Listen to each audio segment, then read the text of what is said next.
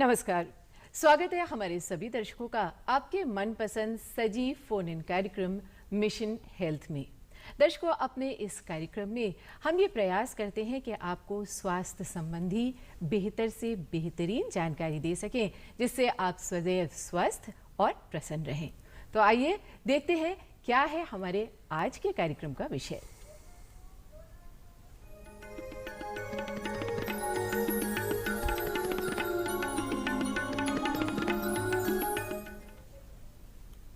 हमारा आज का विषय है अति गंभीर कुपोषण और पोषण पुनर्वास केंद्र। और इस विषय पर बातचीत करने के लिए आज हमारे बीच में मौजूद हैं यूनिसेफ से पधारे nutrition officer doctor Ravish Sharma ji. Doctor साहब, कार्यक्रम में आपका बहुत बहुत स्वागत है। साथ ही हमारे बीच में पधारी हैं पिरामल स्वास्थ्य से स्टेट ट्रांसफॉर्मेशन मैनेजर डॉक्टर भावना बख्शी जी। डॉक्टर साहब, कार्यक्रम में आपका भी बहुत बहुत स्वागत है। दर्शकों, आज के विषय से संबंधित आपके जो भी सवाल हों उन्हें आप हमें कॉल करें और उनके जवाब आप जान सकते हैं। हमें कॉल करने के लिए हमें कॉल करें और कार्यक्रम में और कहें हेलो डॉक्टर।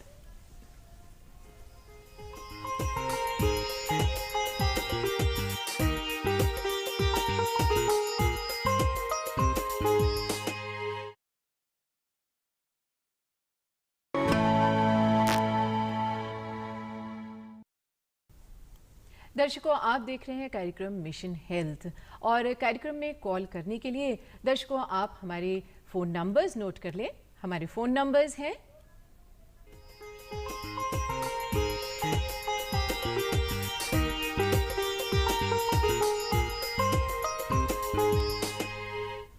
0522-2205-756, दूसरा नंबर है 0522-2288-698 और 0522-4015-988। यहाँ आपसे एक छोटी सी गुजारिश दर्शकों हम अवश्य करना चाहेंगे कि जब आप हमें कॉल करें तो अपने टेलीविज़न सेट की आवाज़ धीमी कर लें और अपने सवाल को छोटा रखें। तो आइए आज के विषय से संबंधित बातचीत हम अपने एक्सपर्ट से आरंभ करते हैं और आप हमें कॉल मिलाना आरंभ करें। डॉक्टर साहब, डॉक्टर रवीश, सबसे पहला सवाल हम आपसे पूछेंगे कि ये कुपोषण और अति कुपोषण, ये दो शब्दों का हम प्रयोग कर रहे हैं, ये क्या है, इनमें अंतर क्या है? कुपोषण की बात करें कि कुपोषण पोषण से अधिक भी हो सकता है, कम भी हो सकता है। दोनों ही कुपोषण की एक दो तरह के वो हैं इसके, और उसको देखने के अलग अलग आयाम हैं। तो अगर बच्चों में हम बात करें तो नाटापन, दुबलापन और आपका सूखा रोग, अलग अलग आयाम। इसके अलावा सूक्ष्म पोषक तत्वों की कमी जैसे अनीमिया हो गया, ये भी आपका कुपोषण के लक्षण हैं या एक तरह के प्रकार हैं। जैसा कि आपने सवाल किया कि गंभीर कुपोषण और कुपोषण में क्या डिफरेंस है, तो मैं आज का कार्यक्रम सिंस हमारा अति कुपोषण तो है, बच्चों पे मैं केंद्रित होकर मैं इसके बारे में बताऊंगा। कुपोषण कम, आपका अगर कुछ चीज़ कमी है आपके, तो अगर आपके उम्र के अनुसार आपका वजन सही से नहीं बढ़ रहा है, हाइट अगर लंबाई ऊंचाई ढंग से नहीं बढ़ रही है, या आपका वजन आपके लंबाई ऊंचाई के अनुसार अगर कम है, तो आप कुपोषित हैं, वो बच्चा आपका कुपोषित श्रेणी में आता है। लेकिन जो विश्व स्वास्थ्य संगठन के कुछ मानक हैं, उसमें अगर वो -3 स्टैंडर्ड डेविएशन से अगर नीचे की तरफ आता है तो गंभीर अति कुपोषण का शिकार होता है। ऐसा जो बच्चा होगा उसको हम लोग सीवियर एक्यूट मैलन्यूट्रिशन या सैम श्रेणी में उस बच्चे को बोलते हैं, या गंभीर तीव्र कुपोषण। ऐसे बच्चे के अंदर में मृत्यु का खतरा अनुमानित लगभग ही मांगे चलिए कि 9 गुना अधिक होता है। और ये कुपोषण की चिकित्सा अवस्था है और इसमें चिकित्सा प्रबंधन की आवश्यकता होती है। तो ऐसे बच्चों को प्राथमिकता पे उसको उपचार और प्रबंधन की आवश्यकता मिलना बहुत ज़रूरी है। डॉक्टर भावना, आपसे पूछना चाहूँगी कि हमारे प्रदेश में, जैसे डॉक्टर साहब ने बताया कि कुपोषण और अति कुपोषण में क्या अंतर है और क्या मानक है इसके लिए, तो हमारे प्रदेश में इसका क्या स्थिति है? जहाँ तक उत्तर प्रदेश की बात है, लगभग 40% बच्चे जो हैं वो वज़न, जिन्हें कम वज़न या अंडरवेट बोलते हैं, ऐसी श्रेणी में है। और लगभग 5% है, जैसे डॉक्टर साहब बता रहे थे, सैम कैटेगरी में आ रहे हैं। और ये लेटेस्ट डेटा है, हम अभी NFHS 5 का डेटा आना बाकी है उत्तर प्रदेश का, तो हम होप करते हैं कि we will get better output समय के साथ। बिल्कुल बिल्कुल। तो इसके क्या कारण है कि इतना कुपोषण है या ये स्तर है, क्यों है ये? देखिए, इसके 3 तरीके के हैं। सबसे पहले तो माँ जहाँ से बच्चा पैदा होता है उसमें अंडर न्यूट्रिशन है, अच्छी तरीके से वो खाना नहीं खाती है 9 महीना, उसकी वजह से, या जब बच्चा पैदा होता है एनीमिक है माँ उसकी वजह से, या बच्चा जब पैदा हो जाता है तो उस समय माँ सिर्फ अपना दूध नहीं पिलाती, ऊपरी आहार जैसे बोतल से दूध पिलाना, उनसे इन्फेक्शन होता है। काफ़ी सारे ऐसे कारण हैं।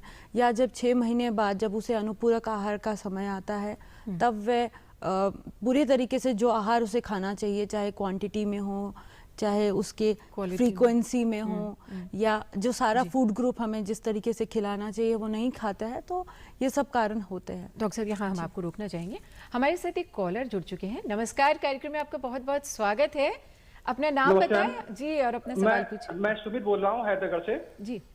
मुझे ये पूछना था कि बच्चों के ऊपरी आहार के लिए मुझे क्या सावधानियां बरतनी चाहिए, ऊपरी आहार देने के लिए मुझे क्या सावधानियां रखनी चाहिए? जी सुमित जी। जी जी जी। तो सबसे पहले तो ऊपरी आहार हम लोग 6 महीने के बाद शुरू करते हैं। 6 महीने से पहले केवल और केवल माँ का दूध ही पिलाते हैं। इवन बच्चा बीमार भी हो तो भी हम माँ का ही दूध पिलाते हैं।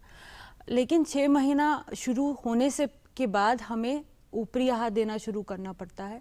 6 से 8 महीने तक हम जो अलग अलग खाना है, जो भी हम खाते हैं, चाहे वो दाल हो, चाहे दलिया हो, या दाल चावल हो, या अलग जो हमारा फूड ग्रुप्स हो के जिसके बारे में हम बात करें, साग सब्जी हो गया, एकदम पतले पार्ट में हम लोग शुरू करते हैं।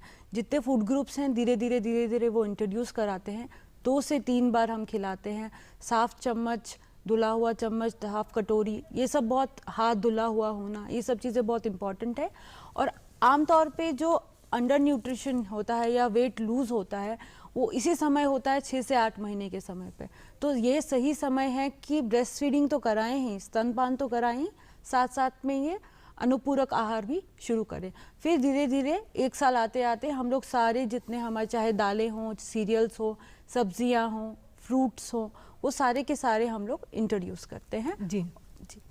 जैसे डॉक्टर साहब अभी आपने जिक्र किया कि माँ के गर्भ से ही शिशु को पोषण मिलने की शुरुआत हो जाती है यहाँ से, तो ऐसे में ग्रामीण और शहरों की अगर हम बात करें तो क्या स्थिति है कुपोषण की? देखा जाए तो अगर हम मानकों की बात करें, डॉक्टर साहब हम यहाँ आपको रोकना चाहेंगे। हमारे साथ एक और कॉलर जुड़ चुके हैं। नमस्कार, कार्यक्रम में आपका बहुत बहुत स्वागत है। अपना नाम बताएं और सवाल पूछिए। हाँ नमस्ते मैडम। नमस्कार सर, मैं नंद स्वरूप मिश्रा हूँ बाराबंकी से जी। मैं जानना चाहता हूँ कुपोषण से बच्चों को बचाने के लिए हमें कौन कौन मुख्य उपाय करने चाहिए, उनके खान पान में कौन सा उतार चढ़ाव लाना चाहिए? जी जी जी जी मैम। तो इसे हम लोग अगर एज वाइज डिवाइड करें, खासतौर पे 6 महीने के बाद, तो हम लोग डिवाइड करेंगे इसको 6 से 8 महीने, फिर 9 से 12 महीने, ये खास तौर पे हम डिवाइड करते हैं। और 6 से 8 महीने में खास तौर पे 6वें महीने, 6ठे महीने से जब हम इसको ऑनवर्ड शुरू करते हैं, जिसको हम 7वां महीना बोल सकते हैं, उस 7वें महीने में हम लोग ये शुरू करते हैं कि उसे दलिया या कुछ चीज़ें हम लोग खिलाएं। फिर 6ठे 8वें महीने में 2 चम्मच से 4 चम्मच तक हम उसको खिलाते हैं 2 से 3 बार। उसके अलावा अपना दूध पिलाना ज़रूरी है। सरकार की तरफ से IFA की अवेलेबल है, दिया जाता है, तो IFA आप शुरू कर सकते हैं। IFA का डोज होता है 15-15 दिन पे एक डोज दिया जाता है। वो हर स्वास्थ्य केंद्र में अवेलेबल है। वो बहुत ज़रूरी है क्योंकि हमने देखा है कि इन बच्चों में काफ़ी ज़्यादा एनीमिया के चांसेस होते हैं। सो उसके बाद 8वें महीने आते आते हम इस क्वांटिटी को बढ़ा सकते हैं। जैसे हम लोग आधा कटोरी खिला सकते हैं। गाढ़ापन देखना बहुत ज़रूरी है कि पतला होना चाहिए, बच्चे को ज़्यादा मोटा पदार्थ नहीं, थोड़ा मसल के खिलाने की ज़रूरत है। जैसे सब्जियां हो गई, ये सब मसल के खिलाने की ज़रूरत है। क्वांटिटी की बात है कि भाई कितना खिलाएं, 2 से 4 चम्मच खिलाते हैं। तो जैसे स्वास्थ्य जितने भी गवर्नमेंट के जितने भी आपके डिपार्टमेंट हैं, जो जितने स्वास्थ्य फैसिलिटीज़ हैं, वहाँ पे गर्भवती होते ही वहाँ पर इस तरीके का एक कार्ड, MCP कार्ड बोलते हैं इसको, ये आपको एक गर्भवती महिला को मिलता है, जिसमें उसके पंजीकरण के समय पे मिलता है। और जब तक उसका बच्चा 5 साल का नहीं हो जाता, इसमें जो भी आपको सर्विसेज मिलती हैं या बच्चे के साथ उसके खाने में क्या खिलाना चाहिए 6 महीने तक, उसको अपना दूध पिलाना चाहिए, 6 से 12 महीने तक क्या खिलाना चाहिए या 12 महीने के बाद क्या खिलाना चाहिए, वो पूरी जानकारी कितने समय में, कितनी क्वांटिटी में, ये सब इसमें अवेलेबल है। और ये हिंदी में है, जैसे हमारी मातृभाषा हिंदी में है, ये बहुत ही अच्छे पिक्टोरल तरीके से बताया गया है। तो इसको आप ज़रूर इसको देखें और इसको पढ़ें। और यहाँ तक कि एक और चीज़ है जिसमें हमको ध्यान रखने की ज़रूरत है कि जैसे बीमारियां हैं, जैसे डायरिया है या निमोनिया है, अगर ऐसा हो तो तुरंत अपने बच्चे को आप स्वास्थ्य केंद्र में ले जाएं, एएनएम दीदी के पास लेके जाएं, आशा को बताएं। तो जो सर्विसेज हैं आप उनको, क्योंकि ये बहुत बड़ा कारण है कि बच्चा कुपोषण की तरफ जाता है, तो इन सब चीज़ों का हमें ध्यान रखने की ज़रूरत है। डॉक्टर साहब, अपने सवाल पे आती हूँ, आपसे पूछ रही थी कि ग्रामीण और शहरी क्षेत्रों में कुपोषण का क्या अनुपात है? जिस तरीके से हम डेटा को देखें तो कुछ खास डिफरेंस नहीं है। जो हमें जो हमारे इंडिकेटर्स हैं, जो अवेलेबिलिटी है, वो लगभग सेम है। चाहे वो केवल माता अपना दूध पिलाना हो, तो शहरी में और ग्रामीण लेवल पे ज़्यादा डिफरेंस नहीं है। खाना खिलाना, अनुपूरक आहार की भी हमारी जो वैल्यूज़ हैं लगभग सेम ही है। इससे हम ये जान सकते हैं कि एक तरीके से जिस तरीके का हम खाना खाते हैं, शायद वो एक बहुत बड़ा कारण है कि लगभग सेम ही हम लोग देख पा रहे हैं कि कुपोषण की स्थिति लगभग सेम ही है, चाहे वो ग्रामीण में हो चाहे वो। हालांकि हमने ये देखा है कि एक्सक्लूसिव, जिसको हम बोलते हैं अपना ही दूध पिलाना, ये बहुत अच्छा ग्रामीण जगह पे ये काफ़ी ज़्यादा, गाँव में ये बहुत अच्छे से प्रैक्टिस होता है एज कम्पेयर टू शहरी इलाकों। जी, हमारे साथ एक और कॉलर जुड़ चुके हैं। नमस्कार, कार्यक्रम में आपका बहुत बहुत स्वागत है। अपना नाम बताएं और सवाल पूछिए। जी, मैं रामू तिवारी बोल रहा हूँ बांदा से। जी तिवारी जी। और मेरा सवाल है मैडम कि मैं जो है बच्चों को देखता हूँ कि एनआरसी में भर्ती होते हैं सैम बच्चे, और इसके बाद वहाँ से डिस्चार्ज होने के बाद फिर कुछ दिनों बाद सैम हो जाते हैं। तो इसके क्या कारण हो सकते हैं? ये क्यों बार बार सैम हो जाते हैं? मैं डॉक्टर रवि सर से पूछना चाहूँगा। जी जी डॉक्टर। आई थिंक अच्छा सवाल है ये। अक्सर जो एनआरसी में बच्चा पहुंचता है वो गंभीर चिकित्सा अवस्था का बच्चा होता है। एनआरसी में एक रिहेबिलिटेशन बोलते हैं, तो ये नहीं कि वो बच्चा पूरी तरीके से वो क्योर हो गया है। उस बच्चे को भर्ती किया जाता है वहाँ पे, उसको रिहेबिलिटेट किया जाता है, और साथ ही साथ मदर को, जो भी अभिभावक होता है, उनको सिखाया जाता है कि घर पे आपको उस बच्चे को क्या दे ताकि पुनः उस कंडीशन में ना जाए बच्चा। पर हालांकि जब बच्चा डिस्चार्ज हो तब भी वो कुपोषण में ही श्रेणी में ही रहता है, और उसका प्रबंधन समुदाय में चलते रहना है, उसका घर पे ही उसको प्रबंधन चालू रहना है। लेकिन अगर किसी कारणवश वो बच्चा सैम इसलिए होता है कि अगर उसको खान पान प्रॉपर्ली घर पर नहीं मिल रहा है, जो चीज़ें पोषण पुनर्वास केंद्र में सिखाई गई है उसका अगर वो पूरी तरह से अमल नहीं करेंगे, कुछ भी कारण हो सकता है, तो बच्चा पुनः सैम कैटेगरी में जा सकता है। और ख़ास तौर पे अगर कोई बीच में, क्योंकि बच्चा एकदम बैलेंस्ड होता है, अगर एक बीमारी का दौर आता है बीच में, तो बच्चा पुनः सैम श्रेणी में जा सकता है।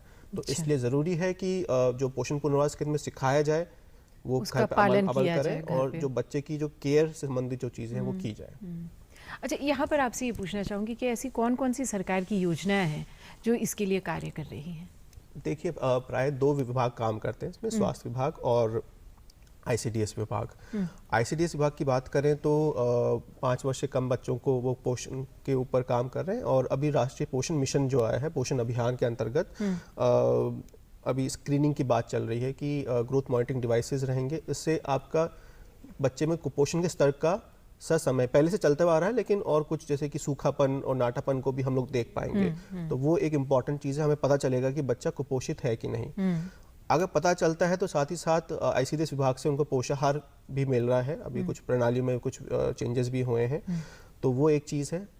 हेल्थ विभाग से कई तरह के कार्यक्रम चल रहे हैं। स्तनपान और अनुपूरक आहार, जो कि बच्चे के लिए बहुत अहम है, उसको बढ़ावा देने के लिए माँ कार्यक्रम चल रहा है, जिसमें संस्थागत डिलीवरी जब होती हैं तो लेबर रूम के अंदर ही बच्चे को 1 घंटे के अंदर स्तनपान कराया जाता है, और स्टाफ नर्स और डॉक्टर्स के माध्यम से बच्चे को कैसे स्तनपान कराना है और उसके संबंधित जो चीज़ें होती हैं वो प्रोत्साहित किया जाता है, और बॉटल के इस्तेमाल को मना किया जाता है।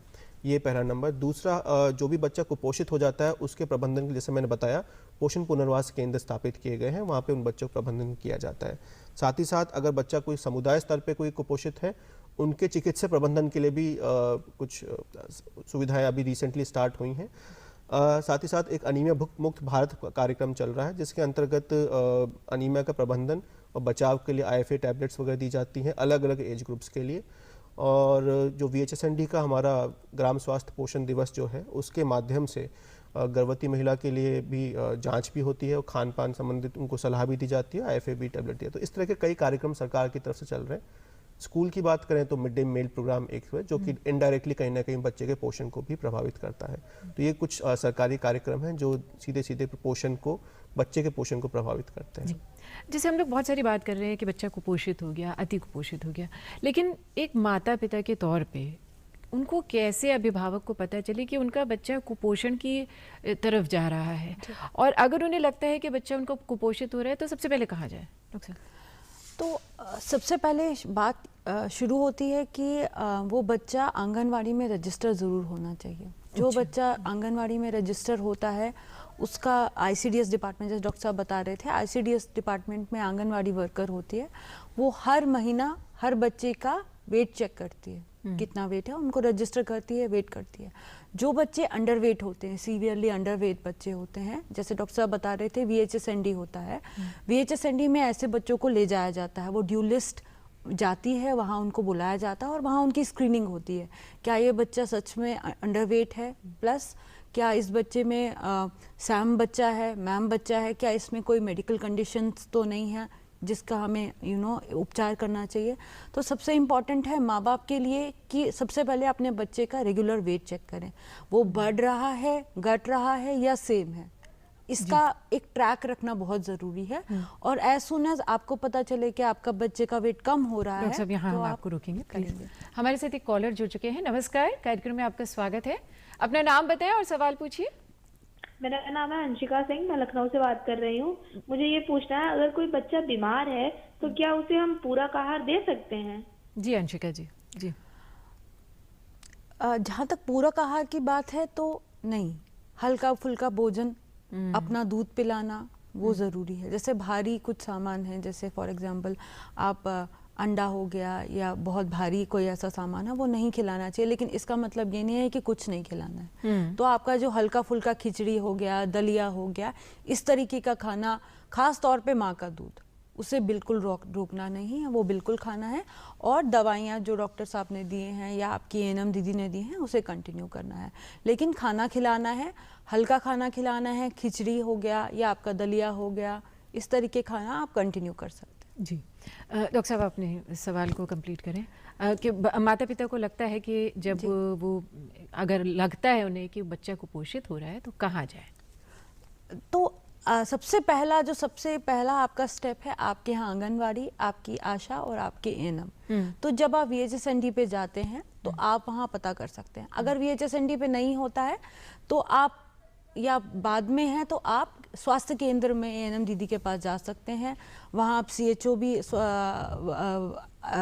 कई जगहों पे हैं जहाँ पे हम लोग चेक करवा सकते हैं, या नज़दीकी PHC या CHC पे भी आप मेडिकल ऑफिसर से चेक करा सकते हैं। सबसे पहला स्टेप हमारा VHSND है या फिर आंगनवाड़ी वर्कर है, जिनके पास आप जा सकते हैं, जो आपको आगे का रास्ता, जितनी सारी सर्विसेज डॉक्टर साहब बता रहे थे, उनका पूरा रेफरल जो है वहीं से शुरू होता है। जी जी। हमारे साथ एक और कॉलर जुड़ चुके हैं। नमस्कार, कार्यक्रम में आपका बहुत बहुत स्वागत है।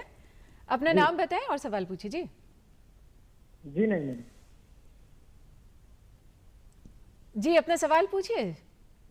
ये सवाल है मैडम कि मैं अभी बच्चों को दिखाने गया था हॉस्पिटल, तो मेरे बच्चों को डायरिया हुआ था, तो उन्होंने कहा कि आपके बच्चों को कुपोषित हो सकते हैं आपके बच्चे, तो इससे बचाव के क्या उपाय कर सकता हूँ जी, ताकि बच्चों को कुपोषण ना हो? जी जी। सो इसके जैसा कि हमने बताया कि अगर बच्चे को डायरिया होता है तो माँ, अगर इवन 6 महीने से छोटा भी बच्चा है तो माँ का दूध बिल्कुल नहीं रोकना है, उसे कंटिन्यू रखना है। जहाँ तक इसको रोकने की बात है, जो जनरल स्वच्छता की चीज़ें हैं, जैसे हाथ धोना, अच्छे अपने खाने को धोने से पहले खिलाना, कोई कच्चा सामान आप बच्चे को खिलाते हैं तो देखना कि कहीं वो ख़राब तो नहीं है। तो ऐसे बहुत सारी चीज़ें हैं जो आप प्रिवेंटिवली कर सकते हैं।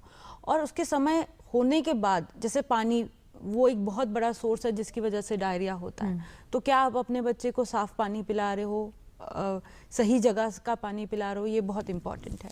और जितनी जल्दी आपको डायरिया पता चले कि बच्चे को हुआ है, तुरंत उसको एक चिकित्सीय सलाह के लिए लेके जाना, ये बहुत बड़ा काम है। प्लस ORS जिंक हमेशा अपने पास रखें। अगर आपके घर में बच्चा है तो जितनी जल्दी ये डायरिया होता है उतना जल्दी हमको रिप्लेनिश करने की ज़रूरत है। तो ORS देना, साथ में जिंक 14 दिन का, ये बहुत ज़रूरी है। आपकी गाँव में आशा है, उनके पास ये अवेलेबल रहता है, उनके पास हमेशा ये अवेलेबल रहता है, तो आप प्लीज़ उनसे ले लीजिए। ORS और जिंक बहुत इंपॉर्टेंट है। साथ में अपना जो खाना है वो कंटिन्यू रखिए, हल्का फुल्का खाना। और दर्शकों, अब बारी है कोविड संदेश की।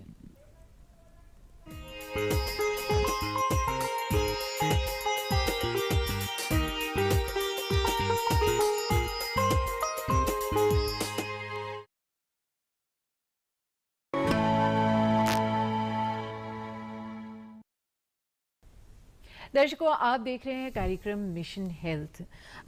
डॉक्टर रवीश, आपसे यहाँ हम जानना चाहेंगे कि कोविड काल में अगर व्यक्ति को स्वस्थ रहना है, पौष्टिक आहार कैसे ग्रहण करें, किस तरह से अपने आप को मजबूत रखें? देखिए, अभी कोविड की बात करें तो एक नई बीमारी है, कोई जानता नहीं ज़्यादा इसके बारे में। तो आई थिंक कहीं ना कहीं इम्यूनिटी बहुत मैटर करती है। तो इसलिए खान पान कहीं ना कहीं बहुत इंपॉर्टेंट हो जाता है, और उसके लिए हर जगह बताया भी जा रहा है।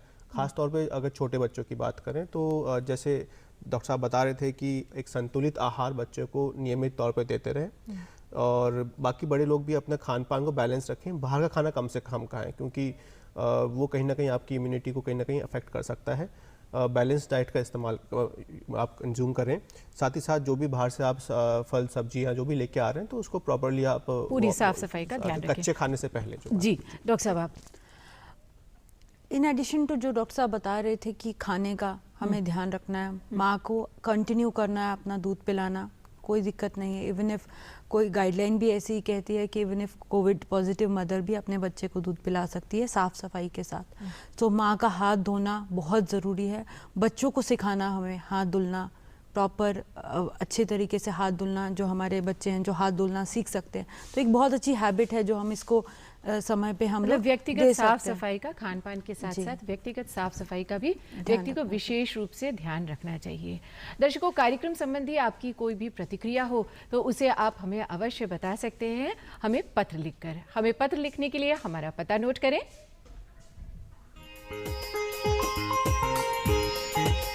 हमारा पता है प्रस्तुतकर्ता मिशन हेल्थ, कमरा नंबर 204, दूरदर्शन केंद्र 24 अशोक मार्ग, लखनऊ 226001।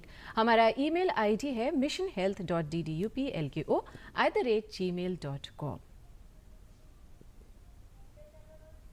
इसी के साथ दर्शकों, आज का कार्यक्रम हम यहीं समाप्त करते हैं। कल शाम 6:30 पर आप सबसे फिर यहीं इसी कार्यक्रम में एक नए विषय के साथ फिर मुलाकात होगी। तब तक के लिए नमस्कार। डॉक्टर साहब, डॉक्टर रवीश, आपको बहुत बहुत धन्यवाद। डॉक्टर भावना, आपको बहुत बहुत धन्यवाद। कार्यक्रम में आप आए और इतनी बेहतरीन जानकारी आपने हमारे दर्शकों को दी, उसके लिए बहुत बहुत धन्यवाद। और हमें उम्मीद है हमारे दर्शकों ने बहुत लाभ उठाया होगा आज के इस टॉपिक से।